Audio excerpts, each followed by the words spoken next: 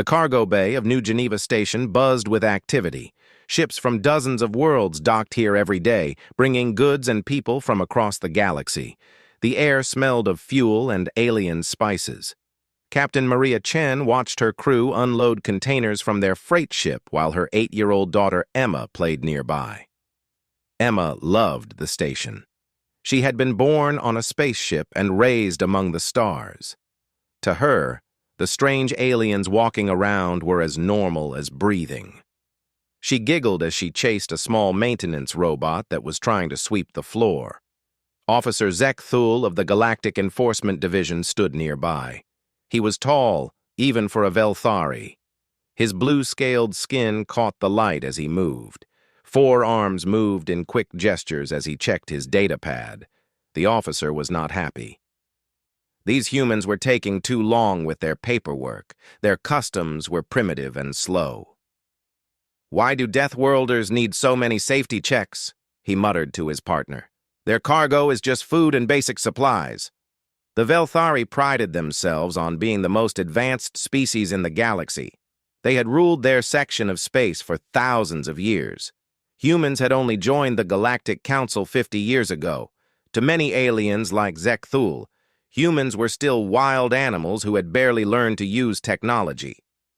Emma's ball bounced away from her. She ran after it, laughing. The bright red sphere rolled right between Zekthul's legs. Emma dove for it without looking. Her small body crashed into the alien officer's lower legs. Zekthul stumbled backward. His datapad fell and clattered on the metal floor. Around them, other aliens and humans stopped what they were doing. The officer's face turned dark blue with anger. "Stupid animal!" he shouted. "How dare you touch me?" Emma looked up at him with wide brown eyes. She had no idea what she had done wrong. "Sorry, mister. I was just getting my ball." But Zekthul was beyond reason. In his mind, this primitive child from a savage world had dared to make him look foolish. His honor demanded action. One of his 4 arms swung down in a powerful strike. The back of his hand hit Emma across the face with the force of a hammer blow. The sound echoed through the cargo bay like a gunshot. Emma flew backward and crashed into a metal cargo container. Her small body crumpled to the ground. Blood ran from her nose and mouth. She did not move. "Emma!" Maria Chen screamed. She dropped the paper she was holding and ran to her daughter. Other humans in the cargo bay rushed over. Someone called for medical help. Dr. Hassan, a human medic who worked on the station, arrived within minutes. He knelt beside the unconscious girl and checked her breathing. "She has a concussion and possible internal bleeding. We need to get her to the medical bay now." As they carried Emma away on a stretcher, Maria Chen turned to face Zekthul.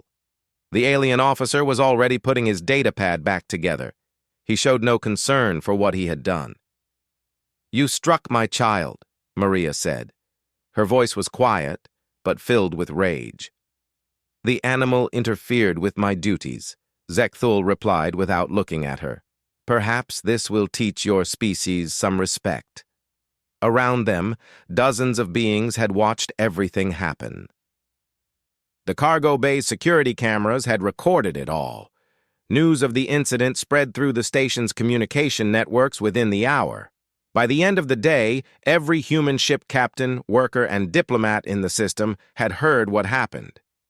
In the medical bay, Emma slowly woke up. Her head hurt badly, and she could barely see out of one eye. The left side of her face was swollen and purple. Dr. Hassan explained to her mother that the girl would recover, but it would take weeks. "Why did the big alien hit me, Mama?" Emma asked in a small voice. "I said I was sorry." Maria Chen held her daughter's hand and fought back tears. "I don't know, baby, but Mama's going to make sure it never happens again." The Galactic Council's local representative, a pompous centauri named Administrator Vex, came to visit that evening. He expressed his regrets about the unfortunate incident and assured Maria that Officer Zekthul would receive appropriate discipline. "What does that mean?" Maria asked. "A formal reprimand will be placed in his file," Vex replied. and he will attend cultural sensitivity training. Maria stared at him. That's it? He nearly killed my daughter. Officer Zekthul was performing his lawful duties. Your child interfered with official business. While his response was perhaps excessive, it was within his authority to maintain order. Other species on the station agreed with this decision. To them, human emotions were primitive and overblown. Children needed discipline. The matter was closed. But they were wrong about one thing. The matter was far from closed. That night, encrypted messages flew between human ships throughout the sector. Captain Jack Morrison, a former military commander who now ran cargo between the outer worlds, received dozens of calls. His ship's communication room filled with the faces of angry humans. "They hurt one of our children," said Captain Torres from the merchant vessel New Tokyo, "and they're calling it justice," added Security Chief Williams from Deep Space Mining Platform 7. "The Council won't help us," Morrison said. "Emma Chen is 8 years old. She weighs maybe 60 pounds. That alien could have killed her with that strike." "So what do we do?" asked Dr. Vasquez, who worked at the Xenobiology Research Station. Morrison was quiet for a long moment. Around him, 30 human faces waited for his answer. These were people who had served together in humanity's expansion into space. They had fought alien raiders and survived system failures light years from home. They were bound by something the other species didn't understand. "We handle it ourselves," Morrison finally said. "If the galaxy won't protect our children, then we'll teach them why they should." The vote was unanimous. 3 days after the incident, the Galactic Council's investigation began. Administrator Vex assigned the case to Inspector Qualmesh, a methodical Andorian known for his by-the-book approach. The investigation took exactly 4 hours. Inspector Qualmesh reviewed the security footage. He interviewed Officer Zekthul, who insisted he had acted within proper authority. The inspector spoke briefly with Captain Chen, noting in his report that the human showed excessive emotional response typical of her species. The medical report stated that Emma Chen had suffered a mild concussion, facial bruising, and a cracked rib. Dr. Hassan had recommended 2 weeks of rest and observation. To Inspector Qualmesh, these were minor injuries. "The child will recover fully," he wrote in his official report. "No permanent damage was sustained." The hearing took place in the station's main conference room. Administrator Vex presided over a panel of 5 alien representatives. No humans served on the council's local judiciary board. Maria Chen sat in the witness section, holding Emma's hand. The little girl still wore bandages on her face. She had been afraid to leave their ship for the past 3 days. Officer Zekthul entered the room wearing his full dress uniform. His blue scales had been polished until they gleamed. He walked with the confident stride of someone who knew the system would protect him. "This hearing will address the incident between Officer Zekthul and the human miner designated as Emma Chen," Administrator Vex announced. "Inspector Qualmesh, present your findings." The Andorian stood and read his report in a flat, emotionless voice. He described Emma as running in an erratic pattern and colliding forcefully with the officer. Zekthul's response was labeled as a standard disciplinary action to restore order. The human child was not following proper station protocols, Inspector Qualmesh concluded. Officer Zekthul acted within his authority to maintain security in the cargo bay. Human Ambassador Sarah Martinez had flown in from the sector capital to attend the hearing. She stood up when Qualmesh finished.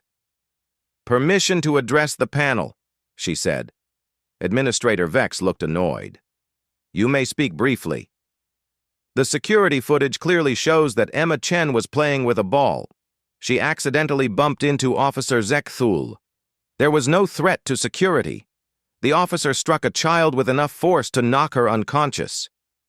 "The child interfered with official duties," Zekthul interrupted. "I was within my rights to restore order." By hitting an 8-year-old girl? Ambassador Martinez asked. By using appropriate force to address the situation, Zek-Thul replied calmly. The panel deliberated for 30 minutes. When they returned, Administrator Vex read their decision.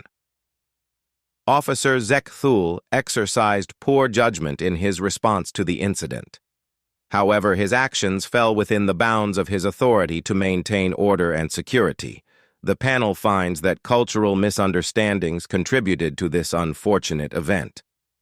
Maria Chen felt her heart sink. Officer Zek-Thul will receive a formal reprimand and attend cultural sensitivity training. He will be suspended from duty for 1 week without pay. The Galactic Council will cover all medical expenses for the miner's treatment. That's it? Maria asked, standing up. 1 week suspension for nearly killing my daughter? The matter is now closed, Administrator Vex said firmly. This hearing is adjourned. As the panel filed out, Zek-Thul walked past Maria and Emma. He looked down at the bandaged child with cold eyes. Next time, control your offspring, he said quietly. Ambassador Martinez filed an official protest with the sector government.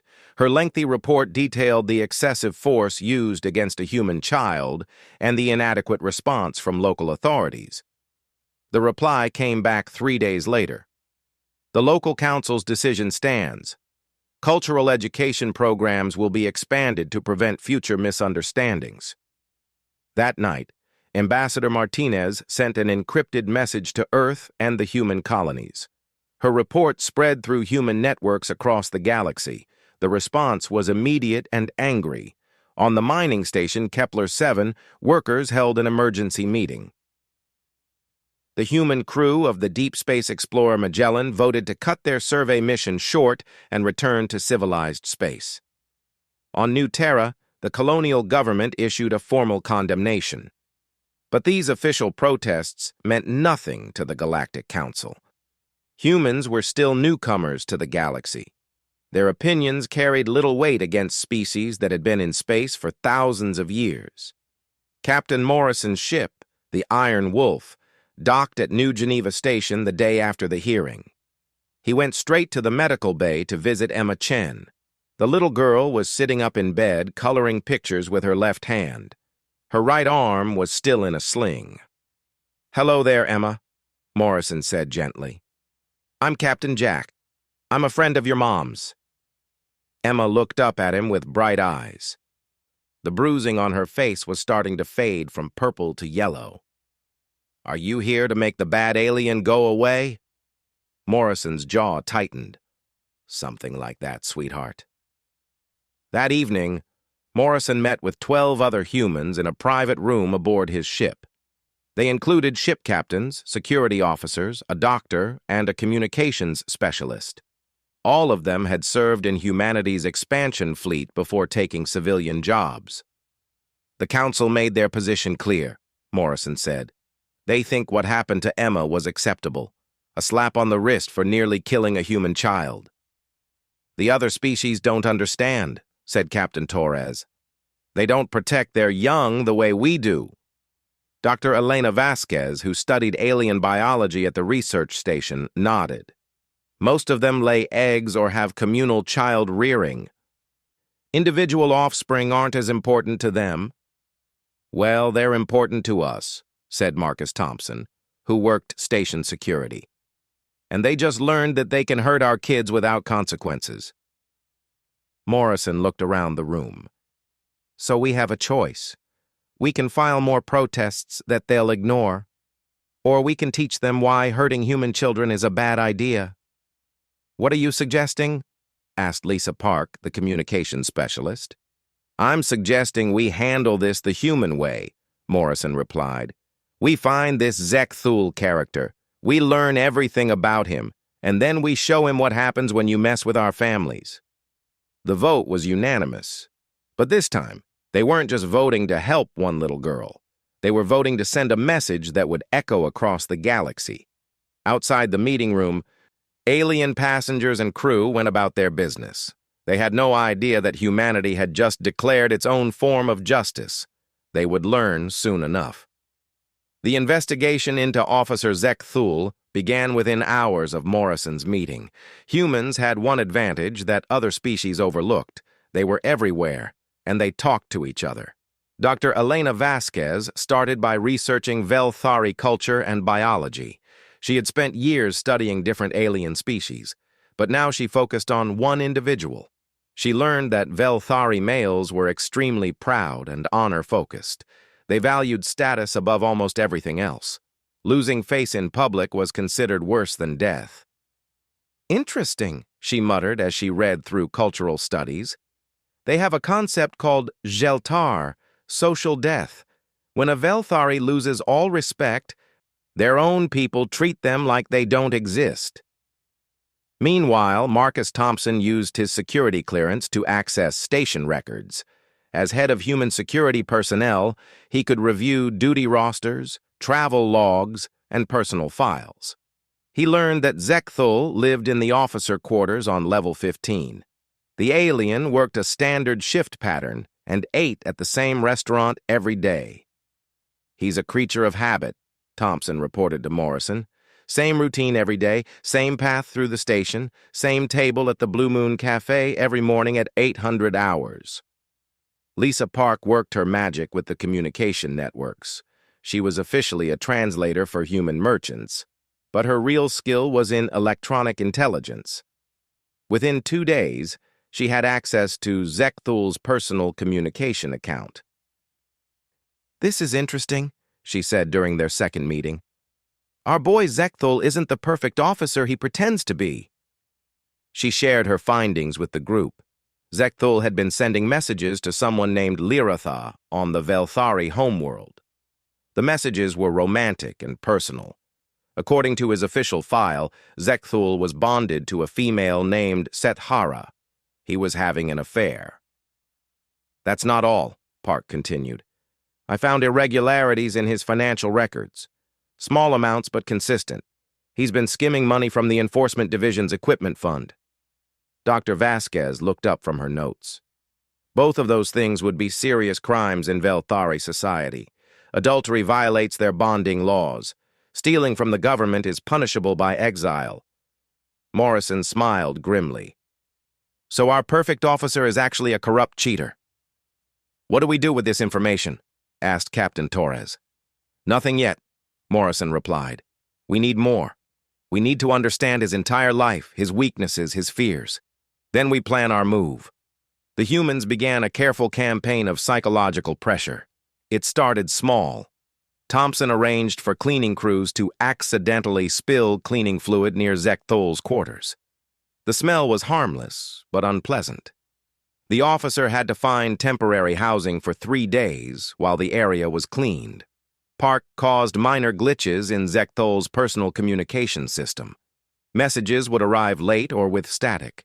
His calls to his secret lover were interrupted by system maintenance. Nothing serious enough to report, but annoying enough to cause stress. Dr. Vasquez worked with the humans who ran the Blue Moon Cafe. Zekthul's favorite morning meal was a protein drink made from Velthari algae. The cafe began having supply problems. They were always running out just before Zekthul arrived. "Sorry, officer," the human waitress would say with a sweet smile. "We should have more tomorrow." But somehow, they never did.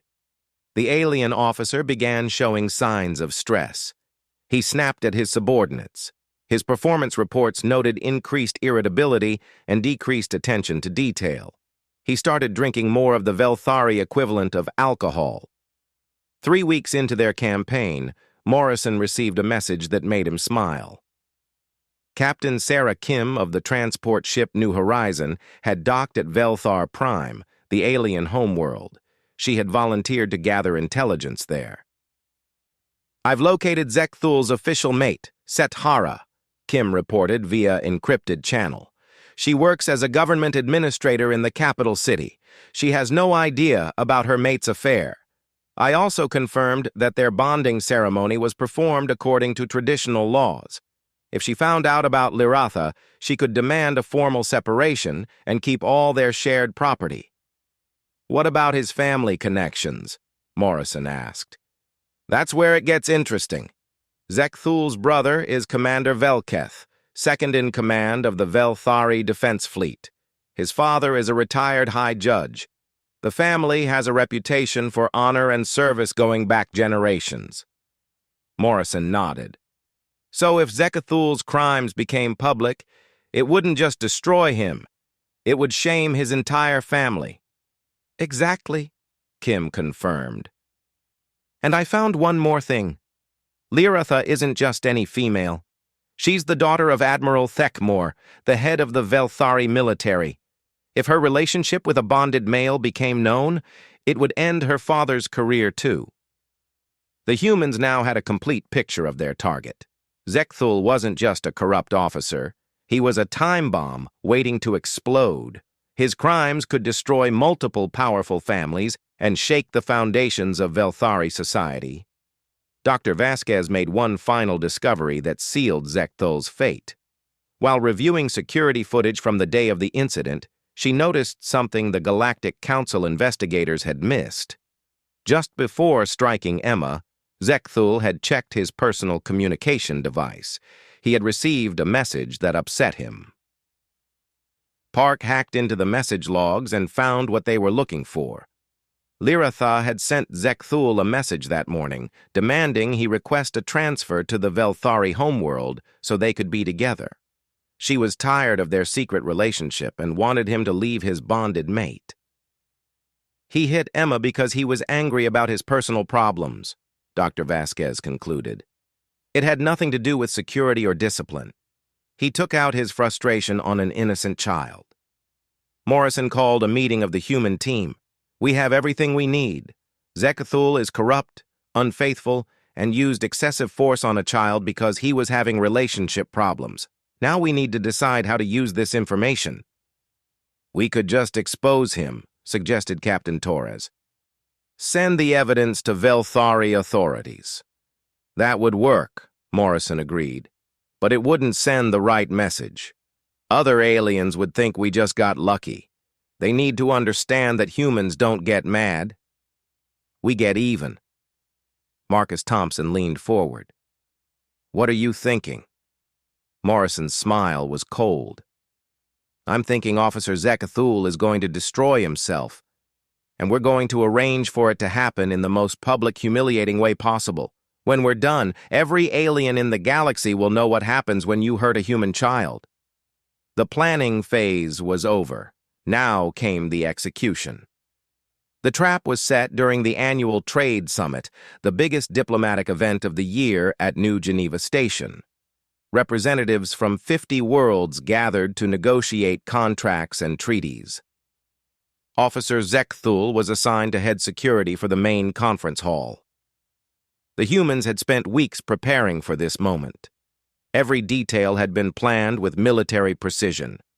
Lisa Park had infiltrated the station's computer system so thoroughly that she could control everything from elevator schedules to air circulation. Marcus Thompson had mapped every security camera, every blind spot, and every escape route. Dr. Vasquez had prepared a complete psychological profile of their target. "Zekathul will try to make himself look important during the summit," she explained. "He'll want to show off in front of the diplomats. That's when he'll be most vulnerable." The morning of the summit, Zekthul arrived at his post early. He wanted everything perfect for the visiting dignitaries. Unknown to him, the humans had already been working for hours. Park had planted a small program in the security computer system. It looked like a routine diagnostic tool, but it was actually designed to randomly access files and create temporary glitches. When the program activated, it would appear as if someone was trying to hack into restricted files. Thompson had arranged for a routine inspection of Zekthul's personal locker. As head of human security, he had the authority to conduct random checks for contraband. He would discover something interesting. The summit began at 0900 hours with opening ceremonies in the main conference hall. Ambassadors from dozens of worlds took their seats while Officer Zekthul supervised security from the control room. He stood proudly behind the main console, watching monitors that showed every angle of the proceedings. At 10:30 hours, Park's program activated. Alarms began sounding in the security office. The computer system detected an unauthorized access attempt. Someone was trying to break into classified files. "Sir, we have a security breach," reported Ensign Valtek, Zekthul's assistant. "Someone is accessing restricted personnel records." Zekthul felt a surge of excitement. This was his chance to show his skills in front of the diplomats. "Lock down all computer access immediately. Begin a full investigation. I want to know who's responsible." While Zekthul focused on the fake security breach, Thompson began his inspection of the officer quarters. He used his master key to enter Zekthul's room and opened the personal storage locker. Inside, he found exactly what Park had planted there 3 days earlier, a data chip containing copies of financial records showing money transfers from the Enforcement Division account to Zekthul's personal account.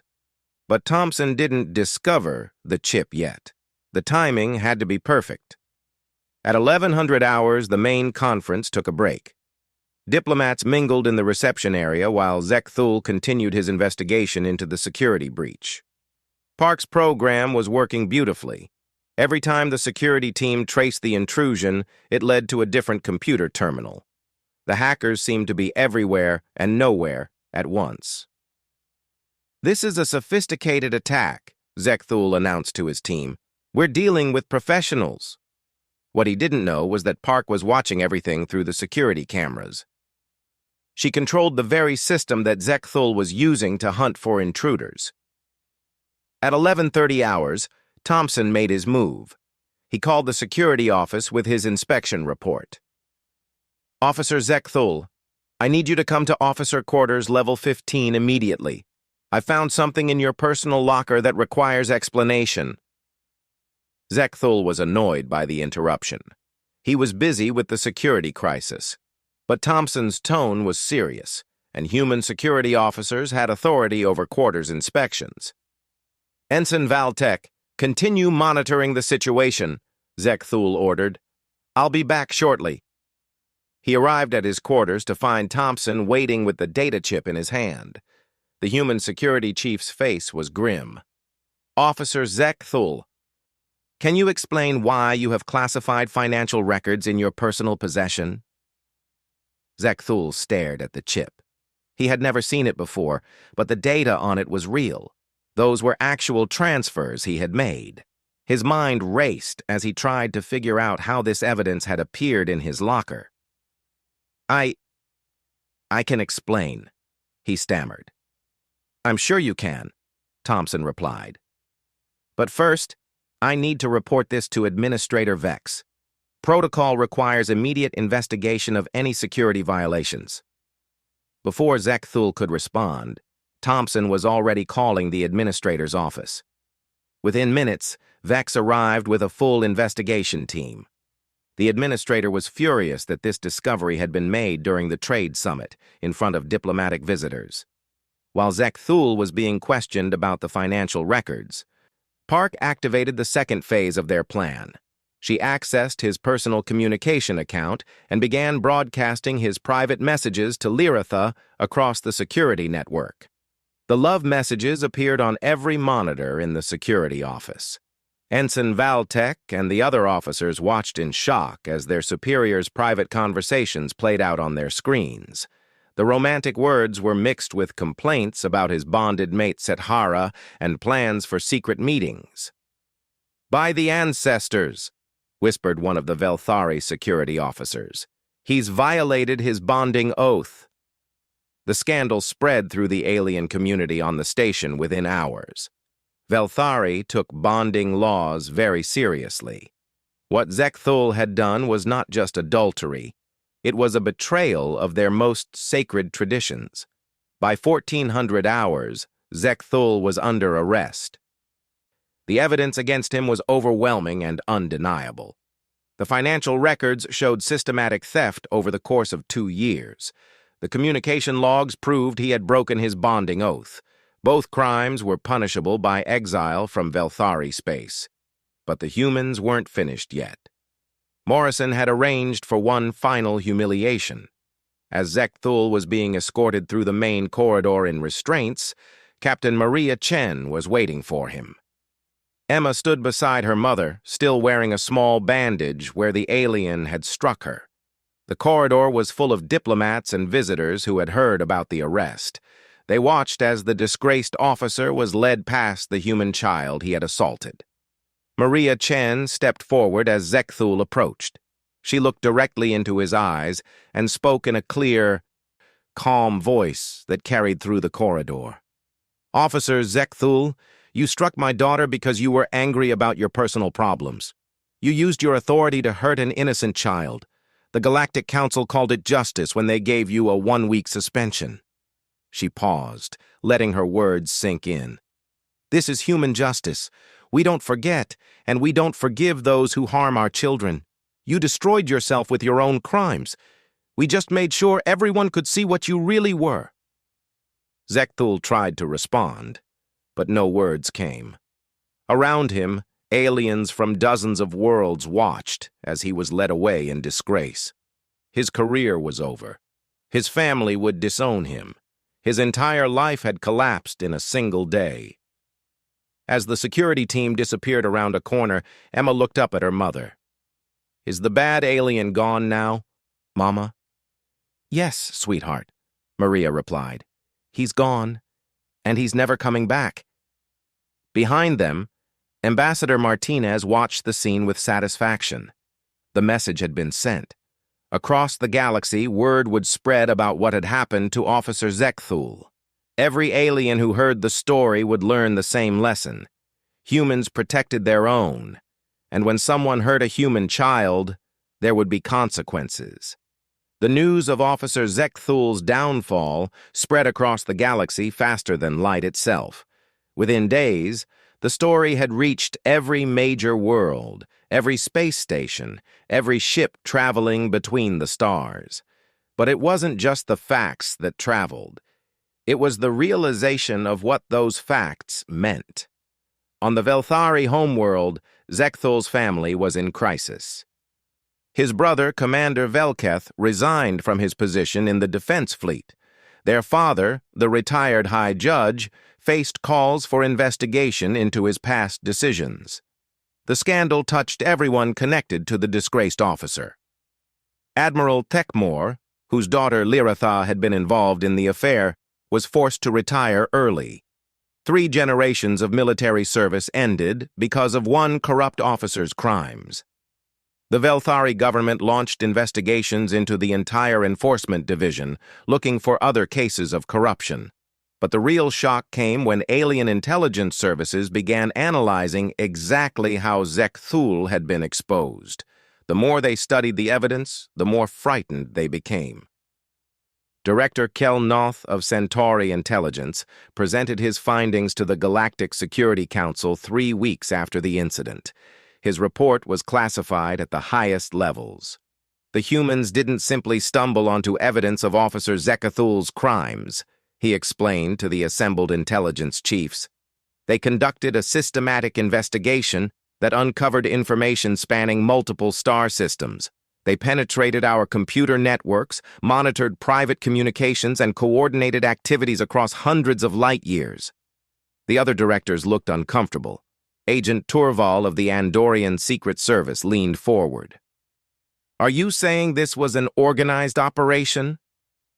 "I'm saying this was the most sophisticated intelligence operation we've seen outside of a formal war," Kel Noth replied. "And they did it in 3 weeks, using civilian personnel with no official authority." The room fell silent. These were the galaxy's top intelligence professionals. They understood what this meant better than anyone. "How many humans were involved?" asked Director Sevtok of the Klingon Intelligence Division. "Our best estimate is between 30 and 50 individuals across 12 different locations," Kel Noth answered. "Ship captains, security officers, scientists, communications specialists. They created an intelligence network from nothing and used it to destroy a target with surgical precision. The implications were terrifying.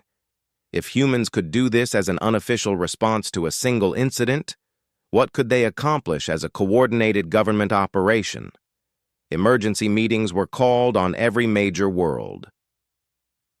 The Velthari Senate held closed sessions to discuss the human problem. The Centauri Council reviewed all their security protocols. Even the proud Klingons began reassessing their opinion of the species they had dismissed as weak and emotional.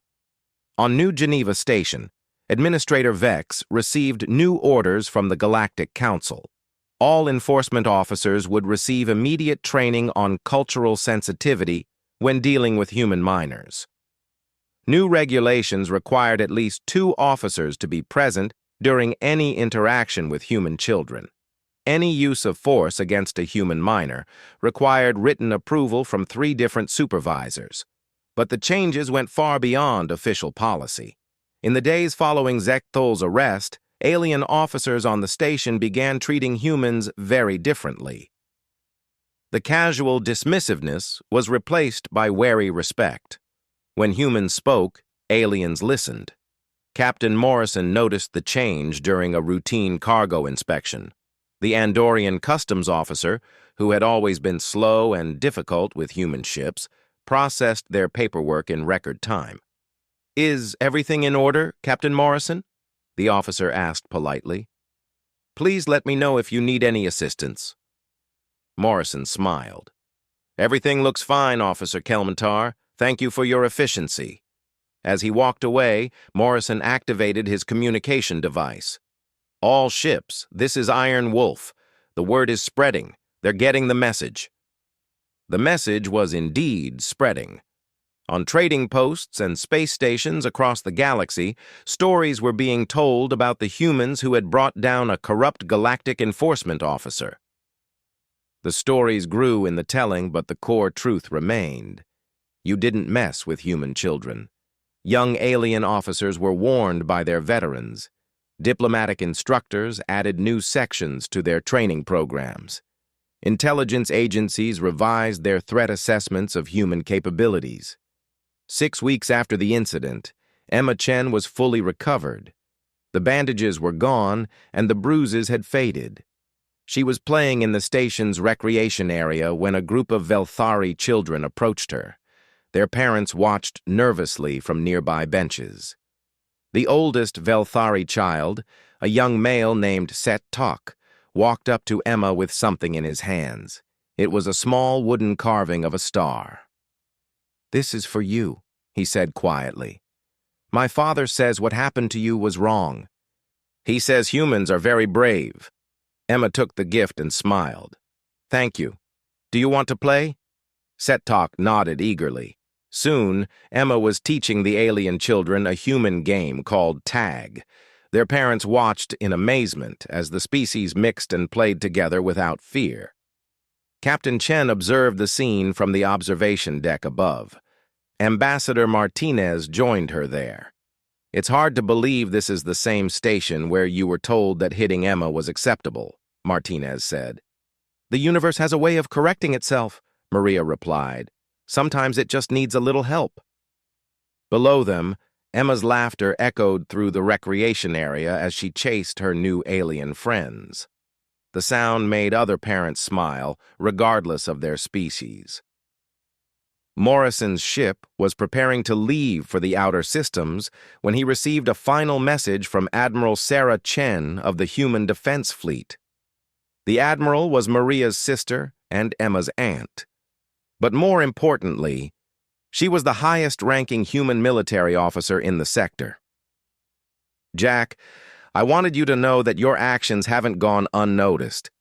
The Defense Fleet is implementing new protocols for protecting human civilians in alien space.